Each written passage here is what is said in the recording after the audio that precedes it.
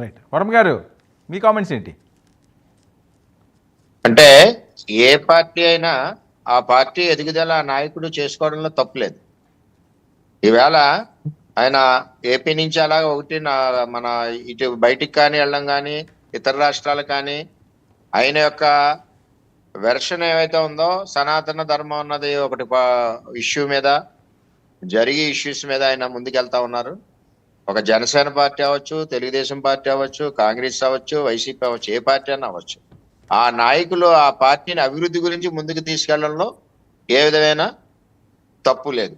కానీ ఇప్పుడు ఈయనకి ఇంకా ముందుగా వెళ్ళడం వల్ల ఏంటంటే పార్టీ స్పీడ్గా డెవలప్ అవుతుంది. ఆయన ఓపికగా తిరగడం వల్ల కానీ మరి ఏదైతే బీజేపీ సపోర్ట్ వల్ల కానీ ఈవేళ జనసేన పార్టీ ముందుకి బాగా ఎదిగే పరిస్థితుల్లో జనసేన పార్టీ ఉందని చెప్పి నేను తెలియజేస్తాను. పెద్దలు వర్మ గారు అలాగే శివశంకర్ గారు పవన్ కళ్యాణ్ గారు ఎదగటాన్ని కోరుకోవడంలో మాకెవరికి తప్పు లేదు, మేమేం తప్పు పట్టాల్సినటువంటి అవసరం కూడా లేదు. కానీ శివశంకర్ గారు ఒక మాట చెప్పారు, పార్టీ ఎందుకు పెట్టారో, ఏ భావజాలంతో పెట్టారో, ఏ విధంగా ముందుకు వెళ్తున్నారో దానిని పట్టి దినదిన అభివృద్ధి చెందుతున్నారు పవన్ కళ్యాణ్ గారు. ఏదో సనాతన ధర్మం అని సార్ కూడా చెప్తున్నారు వర్మ గారు. పవన్ కళ్యాణ్ గారు ఏ ధర్మం లేకుండా అధర్మం వైపు అడుగులు వేస్తూ ముందుకు వెళ్తున్నాడు. ఇది మాత్రం స్పష్టంగా కనపడుతుంది. వారే చెప్పారు, వాళ్ళ తండ్రి గారు అక్కడ ముట్టించినటువంటి ఆ దీపంతో సిగరెట్ వెలిగించుకుంటారు, నేను ఏవీ నమ్మను అని వారే చెప్తారు. ఇవాళ అయితే సనాతన ధర్మం పేరుతోటి వారు వెళ్ళేసి ఇవాళ అక్కడ కుంభమేళాలో వారు కనపడుతున్నారు. అంతకుముందు ఎలక్షన్స్కి ముందేమో క్రిస్టియానిటీ, నా కుటుంబంలో నా బిడ్డలందరూ క్రిస్టియన్లు అన్నారు.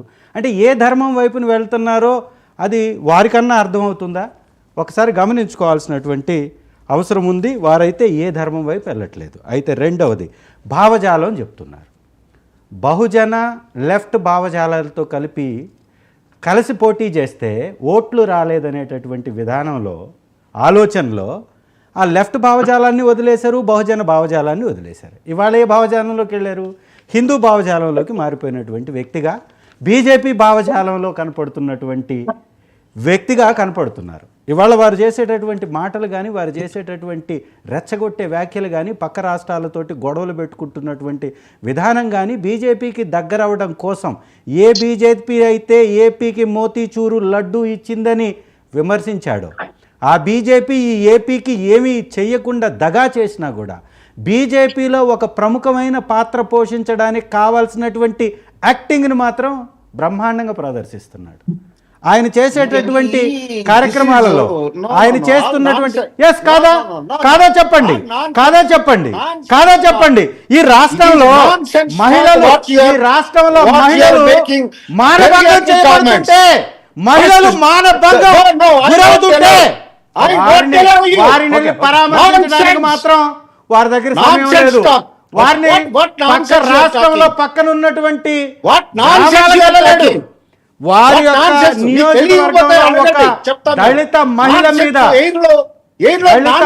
మీద మానభంగం జరిగితే చాతగానటువంటి వ్యక్తి పవన్ కళ్యాణ్ గారు కాదని నేను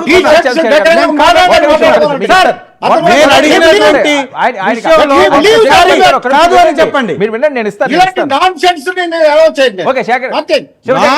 మీరు మాట్లాడుతున్నారు సార్, మేమేం మాట్లాడట్లా.